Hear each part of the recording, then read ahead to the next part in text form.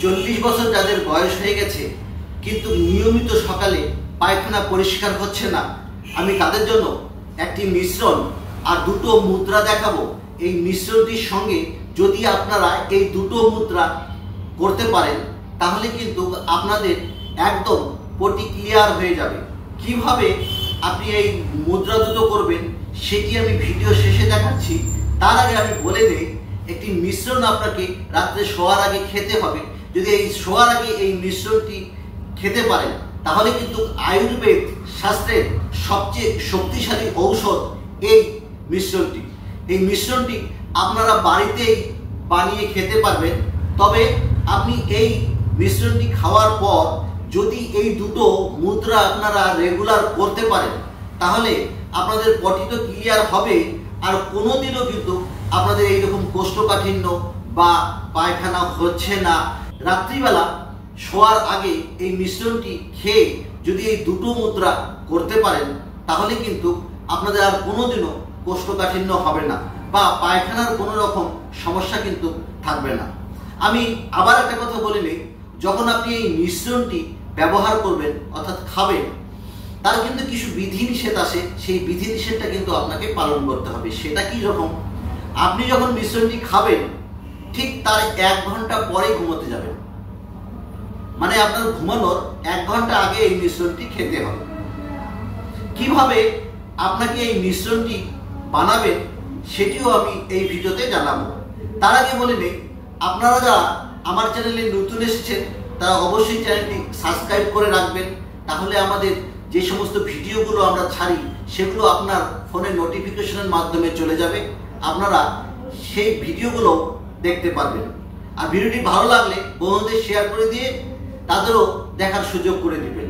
আমি বলে নেই মিশ্রণটি আপনারা কিভাবে বানাবেন। এই মিশ্রণটি বানাতে আপনাদের দেশি গরুর দুধের ঘি লাগবে। এই দেশি গরুর দুধের ঘিয়ের সঙ্গে আপনি গরম জল করে নিয়ে ঠান্ডা করে নিতে হবে, উষ্ণ গরম রাখতে হবে।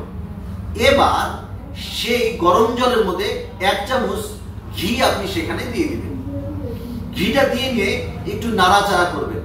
একটু নাড়াচাড়া করে নিয়ে গরম জলের মধ্যে যখন ঘিটা একদম ভালো করে মিশে যাবে তখন আপনি সেই মিশ্রণটাকে খেতে হবে। কিন্তু যখন আপনি মিশ্রণটি খাবেন মনে রাখবেন, মিশ্রণটি দিয়ে একবারে ঢকঢক করে খাবেন না, মিশ্রণটিকে ছিপছিপ করে খেতে হবে। মানে আপনি 1 ঢোক খেলেন, খেয়ে একটু রেস্ট নিলেন, একটু গল্প করলেন, হ্যাঁ 2-1টা এক্সারসাইজ আপনি করলেন, ঠিক আছে, হাত ঘুরিয়ে নিলেন, পা ঘুরিয়ে নিলেন, তারপরে আপনি আবার 1 ঢোক খালেন। এভাবে 1 ঢোক করতে করতে আপনাকে এই জলটিকে খেতে হবে। যদি জলটি আপনি এইভাবে অল্প অল্প অল্প অল্প করে পুরো গ্লাসটাকে কমপ্লিট করতে পারেন তাহলে কিন্তু বেশি উপকার লাগবে। তবে আমি আপনাদের আবার বলছি, এই মিশ্রণটি কিন্তু কখনোই ঢকঢক করে খাবেন না। আর যত গ্যাপ পিরিয়ড করে খাবেন, যত আস্তে আস্তে খাবেন তত বেশি উপকার পাবেন। আবার এই মিশ্রণটি খাওয়ার পরে কিন্তু আপনাদের ঘুমোতে যাওয়া যাবে না। এই মিশ্রণটি খাওয়ার 1 ঘন্টা পর আপনাকে যেতে হবে ঘুমোতে। আর এই 1 ঘন্টা টাইম আপনি আপনাদের দুটো মুদ্রা আমি দেখাবো, এই খাওয়ার 1 ঘন্টা পর আপনাকে ঘুমোতে যেতে হবে। আর এই 1 ঘন্টার মধ্যে আপনি সামান্য একটু হালকা এক্সারসাইজ করে নিলেন, হালকা এক্সারসাইজ। তারপরে আমি আপনাদের দুটো মুদ্রা দেখাবো, এই দুটো মুদ্রা আপনি এই গ্যাপের মধ্যে করবেন।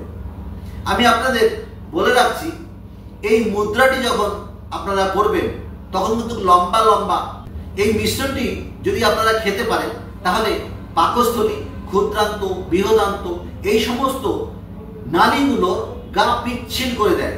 ফলে কি হচ্ছে, আপনাদের যে সমস্ত পুরনো পচা খাবারগুলো পেটের মধ্যে সঞ্চিত আছে সেগুলো কিন্তু ওই পিচ্ছিল জায়গা দিয়ে খুব তাড়াতাড়ি বেরিয়ে আসবে। পাশাপাশি আপনাদের ভিতরে জমা যে টক্সিনগুলো আছে সেগুলো কিন্তু আপনাকে রিকভার করার চেষ্টা করবে। টক্সিনগুলো যত রিকভার হবে তত কিন্তু শরীরের ইমিউনিটি পাওয়ারও চলে আসবে এবং কোষ্ঠকাঠিন্যের ভাবটাও দূর হয়ে যাবে। এবার আসছি আমরা কিভাবে মুদ্রাটি করব। এই মুদ্রাটি করার সময় আপনাকে কিন্তু যে কোনো ধ্যানাসনে বসে নিতে হবে। ধ্যানাসন বলতে আপনি পদ্মাসন, সিদ্ধাসন বা বজ্রাসনে বসে নিতে পারেন। তবে পদ্মাসনে যদি আপনি করেন বেশি বেনিফিট পাওয়া যায়। পদ্মাসন একটি পায়ের উপর আরেকটি পা আপনাকে এইভাবে উঠিয়ে নিতে হবে। উঠিয়ে নিয়ে সবার প্রথমে আপনাকে করতে হবে বায়ু মুদ্রা। বায়ুর সঙ্গে কিন্তু আমাদের কোষ্ঠকাঠিন্যের একটা ভালো সম্পর্ক আছে। সেই জন্য কি হচ্ছে, যদি আমাদের বায়ু মুদ্রা শরীরের ক্লিয়ার থাকে তাহলে কিন্তু আপনাদের কোষ্ঠকাঠিন্য কখনোই হবে না। বায়ু আমাদের কিন্তু শরীরের শক্তি যোগান দেয়, কারণ আমরা যখন শ্বাস নেই অক্সিজেনের সঙ্গে আমাদের শরীরে শক্তি যোগান হয়, এবং যখন আমরা কার্বন ডাই অক্সাইড ছাড়ি তখন এই প্রাণবায়ুটা যখন আমরা ছেড়ে দিই তখন কিন্তু আমাদের শরীর থেকে প্রাণবায়ুটা বেরিয়ে যায়। এই জন্য দেখবেন যখন আমরা শেষ নিঃশ্বাস, আমরা বলি না যে শেষ নিঃশ্বাস ত্যাগ করি, কারণ কি নিঃশ্বাস তো আমরা নিচ্ছি এটা কিন্তু ঠিকই আছে, যে নিঃশ্বাসটি ছাড়ছি এই নিঃশ্বাসটি যে আমাদের শেষ নিঃশ্বাস বা শেষ নিঃশ্বাস হতে পারে, সেই জন্য আমাদের যতবার শ্বাস নেই যতবার শ্বাস ছাড়ি প্রত্যেকটা শ্বাসই কিন্তু আমাদের মৃত। আবার পরের শ্বাসটি যখন আমরা নেই তখন আমরা জীবিত, আবার পরের শ্বাসটি যখন ছাড়ি তখন আমরা মৃত, আবার যখন শ্বাসটি নেই তখন আমরা জীবিত। এইভাবে কিন্তু আমরা একবার মরছি একবার জীবিত থাকছি। সেই জন্য আমরা যখন একবারই মারা যাই তখন অনেকেই বলে না, আমরা যখন একবারই মারা যাই তখন অনেকেই তো বলে এই যে শেষ নিঃশ্বাস ত্যাগ করলো। তাহলে নিঃশ্বাস কোনটি শেষ সেটি কিন্তু আমরা কখনোই জানি না। সেই জন্য আমাদের শ্বাস বায়ুটা কিন্তু শক্তিশালী করতে হবে। তার জন্য আমাদের বায়ু মুদ্রাকে কন্ট্রোল করতে হবে। বায়ু মুদ্রা কিভাবে করতে হয় জানেন? এই সবগুলো আঙ্গুলগুলোকে এইভাবে ধরে রাখবেন। ধরে নিয়ে এই তর্জনী আঙ্গুলটি বৃত্তঙ্গুষ্ঠী আঙ্গুলের ঠিক গোড়ার মধ্যে এইভাবে গোল করে ঘুরিয়ে রাখতে হবে। ঠিক একই রকম এটা দুটোকে এই একই রকম ভাবে রাখতে হবে। এবার এটাকে হাঁটুর উপর রেখে দিয়ে লম্বা লম্বা শ্বাস নিতে হবে।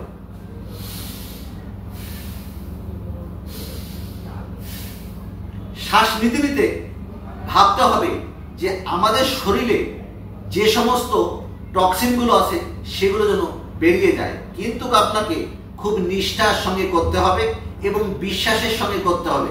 আপনি যদি বিশ্বাস না করেন যে এটা করলে হবে না, তাহলে কিন্তু আপনার কোনো দিনও এই জিনিসটা কখনোই হবে না। কারণ আমাকে অনেকেই কমেন্টস করে জানিয়েছে বা ফোন করে জানিয়েছে, দাদা যে আমি তো অনেক দিন ধরে বায়ু মুদ্রা করছি, আপায়ন মুদ্রা করছি, কিন্তু আমি তো কোনো রকম ফল পাচ্ছি না। তো আমি বলি যে আপনারা কোনোদিনও ফল পাবেন না।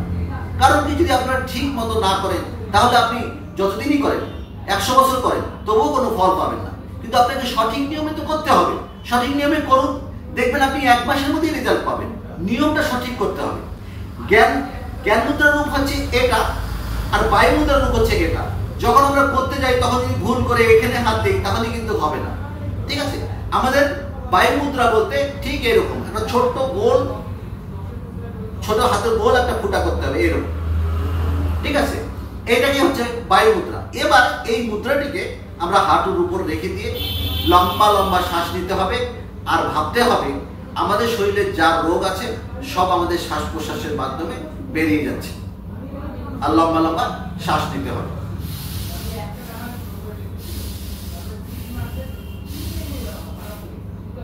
এই গেল 1 নম্বর মুদ্রা, এটাকে বলা হয় বায়ু মুদ্রা। এটি কিন্তু আপনার যে মিশ্রণটির কথা বললাম সেই মিশ্রণটি খাওয়ার পরে এই মুদ্রাটি আপনাকে 5 থেকে 10 মিনিট করতে হবে।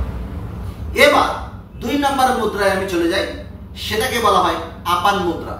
আপান মুদ্রাটি কিভাবে করবেন দেখুন, এই হাতের এই 3টা আঙ্গুলকে এইভাবে নিতে হবে, মিডলের 2টো আঙ্গুল আর বৃদ্ধঙ্গুষ্ঠী আঙ্গুল ঠিক এই খরগোশের মুখের মতো এইভাবে আপনাদের তর্জনী আর এই কনিষ্ঠ আঙ্গুলটাকে উপর দিকে রেখে মাঝখানে মধ্যমা আর অনামিকার সঙ্গে বৃদ্ধঙ্গুষ্ঠীকে এইভাবে ধরে নিতে হবে। ঠিক একই রকম ভাবে 2টো হাতকে এইভাবে ধরে নিতে হবে। ধরে নিয়ে আপনাকে হাঁটুর উপর এইভাবে বসে নিতে হবে। এইভাবে আপনি বসে নিন, কোনো একটি খোলামেলা স্থানে বসুন, বিছানায় বসেও করতে পারেন, সোফায় বসেও করতে পারেন, কিন্তু আপনাকে ধ্যানাসনে বসতে হবে। পাশাপাশি আপনার মেরুদণ্ডটাকে একদম সোজা রাখতে হবে, কারণ মেরুদণ্ড যদি আপনি সোজা না রাখেন তাহলে কিন্তু আপনি যত রকম প্রাণায়াম করুন, যত রকম মুদ্রা করুন বা কোনো রকম ব্যায়াম করুন, কোনো ফল আপনারা কিন্তু পাবেন না। আপনাকে মেরুদণ্ড সোজা করে রাখতে হবে। মেরুদণ্ড সোজা করে এই আপান মুদ্রা হচ্ছে এটা, আপান মুদ্রায় আপনি লম্বা লম্বা শ্বাস নিতে থাকুন।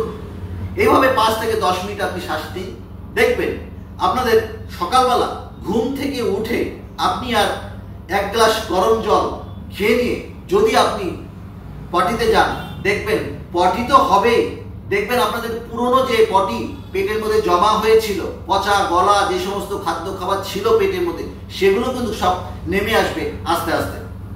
এইভাবে আপনি কয়েকদিন করে নিন। এছাড়াও আপনি কিছু কিছু মিশ্রণ আরো খেতে পারেন, যেমন ইসবগুলের ভুসি বা জোয়ান ভেজানো জল, এগুলো যদি আপনারা খেতে পারেন, পাশাপাশি কিন্তু আরো বেশি বেনিফিট আপনারা পাবেন। তবে ইসবগুলের ভুসি খাওয়ার কিন্তু কিছু পদ্ধতি আছে। যদি আপনি ইসবগুলকে রাত্রেবেলা ভিজিয়ে রাখেন, সকালবেলা যদি খেতে যান, দেখবেন সেটি একটা নরম জেলির মতন থকথকে হয়ে থাকে। সেটা অনেকেই খেতে পছন্দ করেন না। তবে আপনারা এইভাবে না খেয়ে আপনি রাত্রেবেলা গরম দুধের সঙ্গে 1 চামচ ইসবগুলের ভুসি ভালো করে মিশ্রণ করে নিয়ে সেটি থকথকে হওয়ার আগে আপনি দুধটিকে খেতে পারেন। এইভাবে আপনি খেয়ে নিন না। এইভাবে খেলে আপনি বেশি উপকার পাবেন। খেয়ে যখন আপনি খাদ্য খাবারের সঙ্গে ওগুলো মিশে যাবে না, সেগুলো প্রত্যেকটা খাবারের সঙ্গে মিশে গিয়ে সেগুলো প্রত্যেকটাই কিন্তু আপনার ঠিক মল রূপে আপনার রেডি হয়ে যাবে পরের দিন সকালবেলা বেরোনোর জন্য। আপনি এইভাবে খেয়ে দেখুন, দেখবেন বেশি উপকার পাবেন।